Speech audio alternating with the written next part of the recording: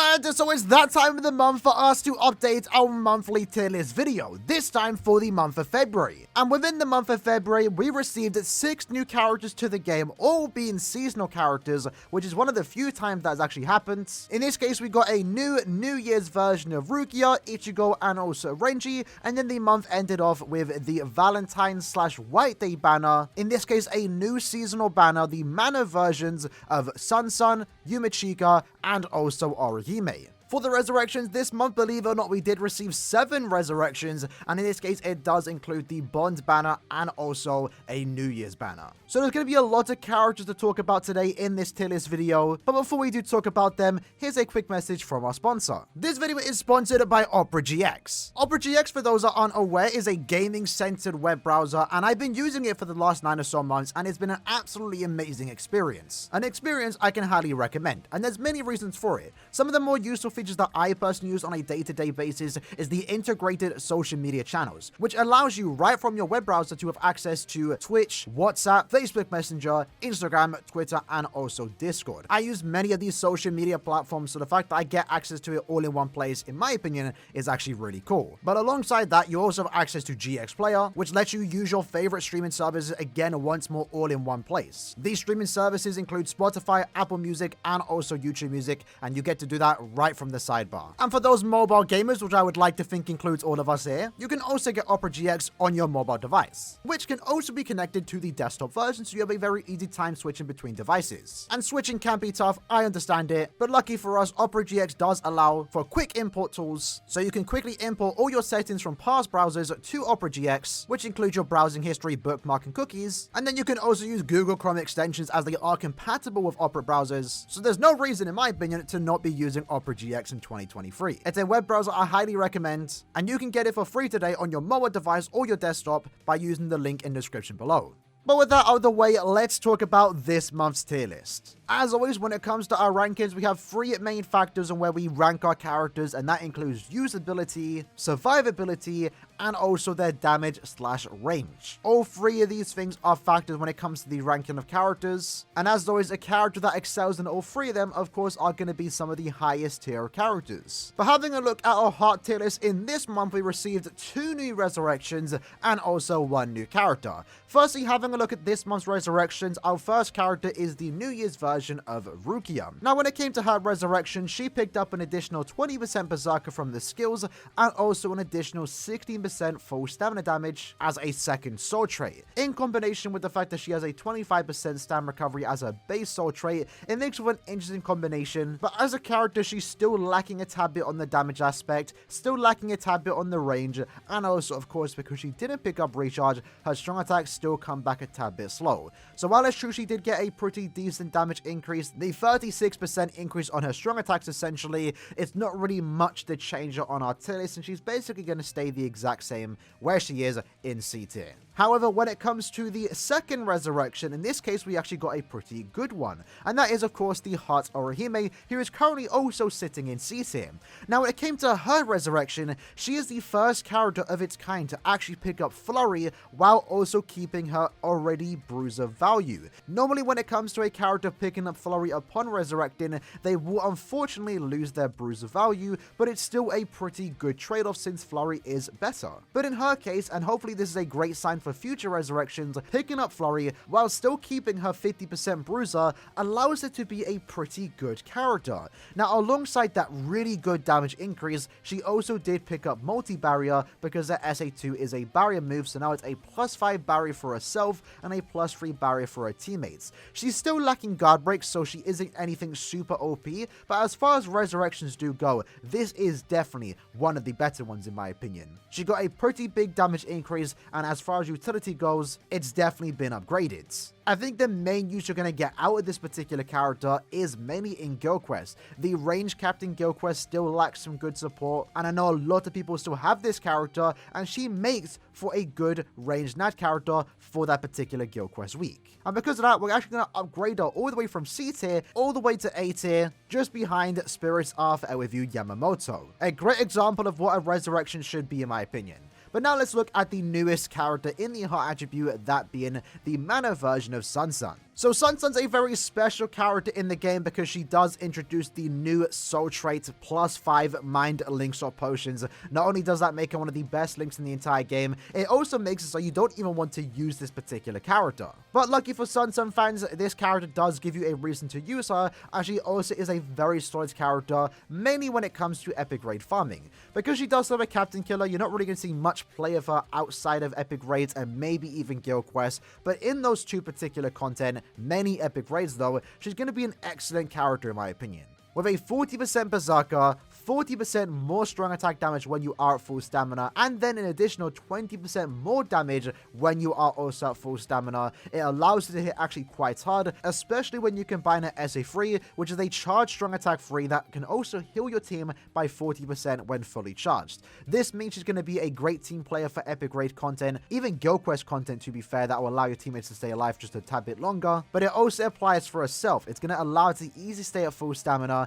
and that charged strong attack is one of the best strong attacks you can ask for in epic raid content. But even outside of epic raid content, her damage output is definitely high enough to be used, even in IT quests when she doesn't have killer. In combination with the fact that she does have some very good strong attacks with guard break and also hit hidden enemies, she makes for a very powerful character. As already mentioned, I think her main play is mainly going to be in epic raid content, but she is definitely good enough to be used in anything you really want to put her against. So overall, because of her strong attack kit, her strong attack damage, and also her usability in epic raid content, I'm going to put her at the top of S tier, right below Swimsuit Isane. The heart attribute is actually quite stacked, so while she's not at the top of S, it's definitely still a good placement for her, and I feel like maybe she would have been a tad bit higher had she been given a better killer. Captain Killer isn't really that bad, but compared to the other three characters in front of her, I think they have a tad bit more usability outside of epic raid content. And with those three heart characters out the way, let's have a look at our power tier list. In this case, we received one new character and also 2 new resurrections. And quickly having a look at this month's resurrections, in this case our first character is the Bond version of Jackie.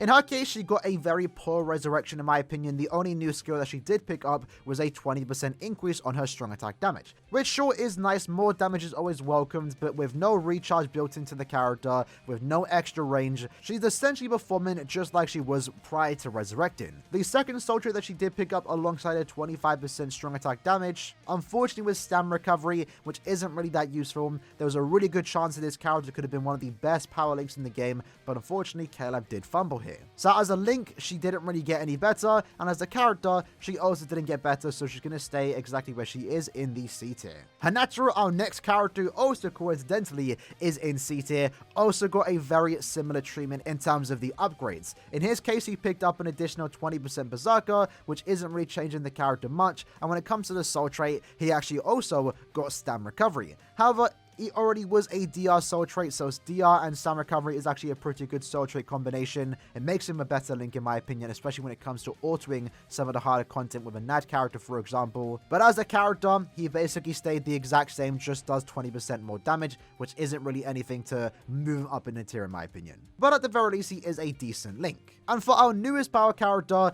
we have the mana version of Yumachika. Before I say where I'm going to put him in the tier list, let's quickly break down his strengths and also cons, because he does have one big con, and we'll talk about that in a second. For starters, the strengths. This character is pretty damn strong, with a 60% Berserker and an additional 20% strong attack damage buff that you do give to your entire team. It's actually very good. Damage output wise, he's not too bad. And I do like that he is a team booster, especially because he is a character that wants to be used in co-op content. So the fact that he can buff your team's strong attack damage by 20%, the fact that he can increase your team's movement speed by 30%, and also he can heal your team by 20% every time you enter another map. He's very similar in design to 1000 Year Blood War Oryu, who we also put in SS tier. And likewise with that Oryu, Yumachika is the first power character to come with the Pierce Iron Skin skill, and that essentially makes him one of the best, if not the best character to be used in Inheritance Trials, and the fact that he increases the droplet drop rate, link shot potion drop rate, and also super link shot potion drop rate by just playing with him makes him a very powerful and valuable character to have in your account. In all honesty, right before him releasing, I was going to put him at the top of SS tier, right below 1000 Year Blood War Yamamoto. However, after playing with him, and while he did perform very good in the content I used him against, he did still have one massive glaring issue, and that was the lack of range. With a small AoE in front of him as an SA1 and a small AoE around him as an SA2, he is quite lacking in the range aspects. Lucky for him though, if he does hit an enemy, he's pretty much guaranteed to one-shot them. And I think the current IT session that we have right now with a bunch of rolling enemies that really punish characters like Yumachika for having not the best range makes him seem worse than he actually is. As of me recording this video, I was going to put him at the top of S tier, but I think now thinking about it, I'm going to give him the benefit of the doubt and put him in SS tier right below Spirit's Arthur with Yukipachi. I'm definitely going to be keeping an eye out on this character to see how he does perform in future IT sessions, but I think the value this character has is absolutely amazing in just what he wants to do. He's a team buffer, a team healer, increases your character's movement speeds, goes through Iron Skin. He has a lot going for him, especially as a character that wants to be used in co-op content to farm link shot potions, super link shot potions, and also droplets.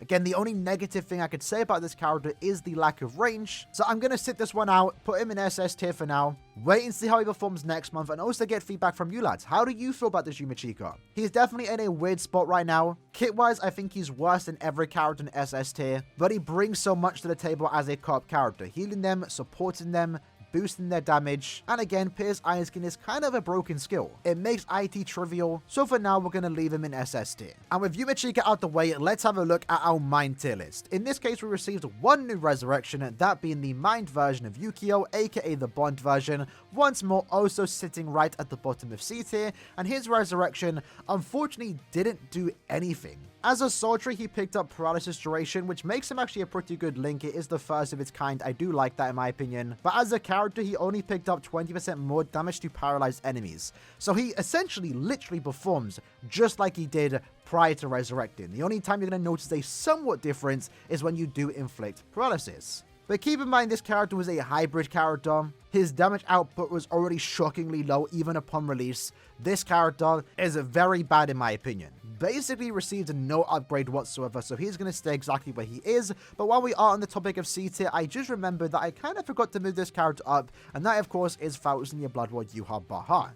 He didn't receive no upgrade. He is going to get his resurrection in August, potentially August 15th to be exact. But some people have been using this character in the Captain Guild Quest as a nuker to try and clear the Guild Quest very fast. It does require dupes of this character, and it does also require a bit of resets. It's not the easiest thing to do, but since he technically has that purpose that no other C tier character has, I'm just going to move him to B tier. I think his resurrection sometime in August is definitely going to make him a potential A tier character, maybe even an S tier character if he does get the Brave Battle character treatment. We have to see what they're going to do with him, but he definitely has potential to move up high in our tier list, again potentially sometime in August. However, having a look at our newest character in the Mind attribute, in this case we have the New Year's version of Renji. In this case, he's going to be going in A tier, probably right above Sodina Shuryuki. His main use is to essentially only be used in Guild Quest, and that's basically about it. When it comes to no PvE content, this character is lacking guard break, and we can understand why they didn't give him guard break. He is merely a Ronka killer,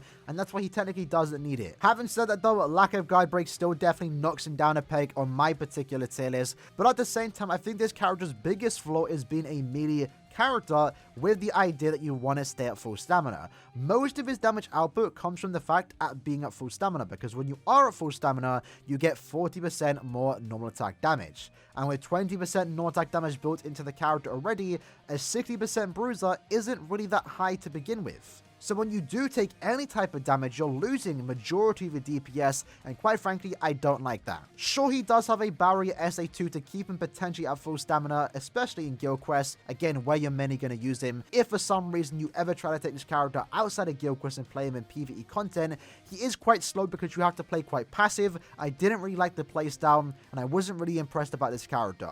He's essentially restricted to only being used in Guild Quest, and that's essentially about it, unfortunately. He technically replaces Thousand-Year Blood or Soifon, but again, it is at the understanding that you can keep him at full stamina. If the quest goes on long enough and he starts to take damage, then he isn't going to be as good as someone like Soifon, for example. But that's essentially all I have to say in regards to the Mind characters, so now let's have a look at our Speed characters. And in this case, we received 2 new characters, but we also did get 1 new resurrection.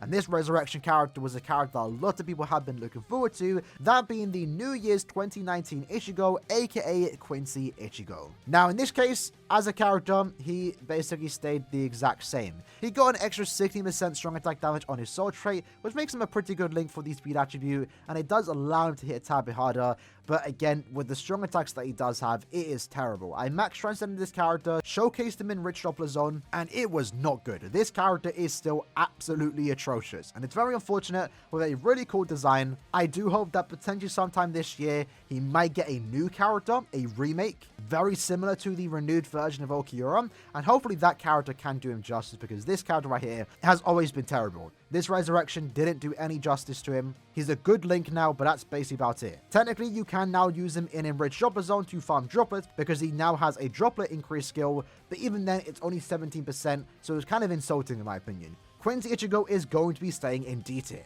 But on a more positive note, let's talk about the new 2 speed characters. Our first one being the New Year's version of Ichigo, the better New Year's version of Ichigo. Now in his case, he's actually a very good character, very similar to Swimsuit Retsu. If you played with her, you're going to have a better time with this particular character, mainly when it comes to epic grade farming. This Ichigo, keep in mind, does increase the amount of droplets you do get and also link swap potions. So with that in mind, he wants to be used in epic grade content, and with that in mind, he's a very good epic grade farmer. Because he does lack Havoc, technically he is worse in general PvE content compared to other characters that have Havoc, for example, but I don't think it's really that big of a deal, because in epic grade content, lack of Havoc really doesn't mean much, because the enemy is always going to be in one particular position. But with a 40% Berserker, weakening on all attacks being melee collision, and also an additional 20% strong attack damage buff that you do give to your entire team, this Ichigo is actually quite solid. And to round it up, his Soul Bomb does also have weakened defense, which you can then stack to have double weakened defense from bonus abilities, and also allows your team to revive back up to 50% stamina if they do die after you use your Soul Bomb. This Ichigo, in my opinion, is actually a very solid character, especially when it comes to epic grade farming, so because of that, we're going to put him in S tier. More specifically, we're going to put him right above Retsu. Retsu is technically better when it comes to general PvE content, but not by that much. Both this Ichigo and Retsu are designed almost to be used in epic grade content. They both excel in that particular game modes, and Ichigo simply does it better. He's essentially an upgraded version of Retsu when it comes to epic grade farming. So due to that, I'm going to put him a tad bit higher, just one slot above. And then our next character is the mana version of Orihime. This Orihime is more of a support character that does have quite a bit going for her, but her main usage is going to be that SA2. Her SA2, if you don't know, is a boost and barrier move, providing a 5-hit barrier for herself, a 3-hit barrier for her teammates, and also a 43% attack, focus, and defense increase because she does come with the booster skill. With this in mind, it makes her a very powerful support character for many different content. You want to use in epic raids, guild quests most importantly, or in co-op content, she's going to be a really good support. I like the way they designed her. Damage output isn't anything super crazy, and realistically all she has going for her is that SA2, but that's still a very powerful SA2 that is very useful in basically any guild quest. Literally, you can use her in any guild quest you want to. So because of that, we're going to put her in S tier, in this case right below Retsu, but at the same time, we're actually going to be moving 5th anniversary Byakuya down. Just by a tad bit, the placement doesn't really matter that much, but I think the usage this Orihime has in guild quests, the usage that Akon, Retsu, and Ichigo all have in epic grade content, like these 3 characters are perfect partners to each other, I think offers more value on account than someone like Byakuya, for example. Byakuya, though, I do want to touch upon, I think has more value for a new account. Many veterans have long since ever needed to use Byakuya, and that's understandable. But for new accounts, Byakuya is still a very solid character, offering you a character with 2 killers, great usability in guild quests with that SA2, and also is still one of the only few characters that can go through range resistance that can be quite useful in extreme co-op. But that's basically all the speed characters out the way. Now let's focus on the final attribute, that being the technique attribute. In this case, we received 1 new resurrection and also 1 new character. The resurrection character in this case is the New Year's Mayuri, very cool character. Unfortunately though, it is currently sitting in D tier. His resurrection did give him a 20% damage increase on his strong attacks, and that's basically about it. When it comes to his soul trait, he did pick up poison duration minus 55%, and keep in mind his soul trait was already 12% strong attack recharge time, so it's actually a pretty decent combination that I can see myself using quite often, mainly on characters like 1000 Year Battle Uryu and also Retsu in Inheritance Trials content. But as a character, again, he basically stayed the exact same, so I'm probably not even going to move him around. He's going to be staying in D tier. When it comes to the newest technique character though, we have the newest version of Rukia. Now Rukia is a tad bit of a lackluster character. She isn't anything super special, and the main reason for that is due to her limited usability. She is a character that wants to do damage to enemies that are affected by a status limit, mainly enemies that are affected by freeze. To help her with that, she does have quite a few strong attacks that have multiple hits, aka range collision attacks, and at the same time she also does have a skill that allows her to increase the chance to inflict status ailments, but unfortunately only against Quincy enemies. In a way, she's very similar in design to the Spirits Arthur with UCN. However, CN's case, he has a more appropriate killer, and he also does increase the chance to inflict status ailments against any enemy. In Rukia's case, it's only to Quincy enemies, and that's the biggest problem. Quincy enemies aren't that regular in PvE content, so you're going to find it very hard, if ever, to ever use this character essentially. And the fact that most of her damage is tied behind the fact that you need to inflict a status ailment just makes it so she feels like a very old 2020 character. And for a 2023 character, in my opinion, that's not really that good.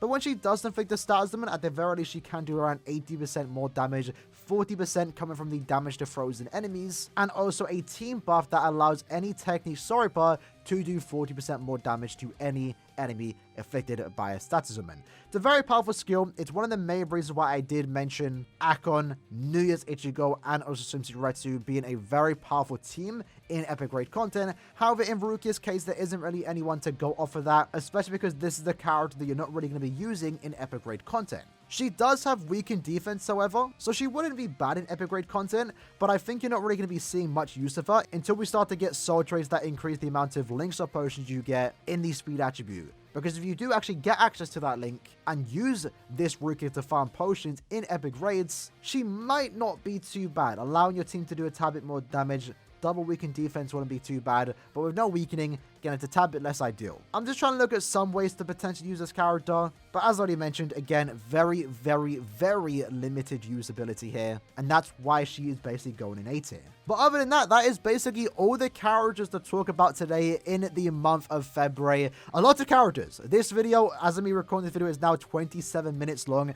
Didn't want it to be that long. I tried not to repeat myself too, but again, we had to talk about 7 new resurrections and also 6 new characters, and there's quite a bit to talk about with each individual character. So even if you disagree with some of the placements, at the very least, hopefully I was able to explain my reasoning, and maybe for some of you new players out there, give you a better understanding of where these characters are meant to be used and where they're going to excel in certain content. Again, as always, if you disagree with any of my placements, do let me know in the comments below, and we definitely will reflect that in next month's tier list. Hope you lads enjoyed the video though. Massive shout out to you if you stuck around to the end, and I'll see you lads next month for next month's tier list, where hopefully we'll be adding beyond Bankai Mayuri and Gin to the list. But hope you lads enjoyed the video. I'll see you lads next time. Take care and peace.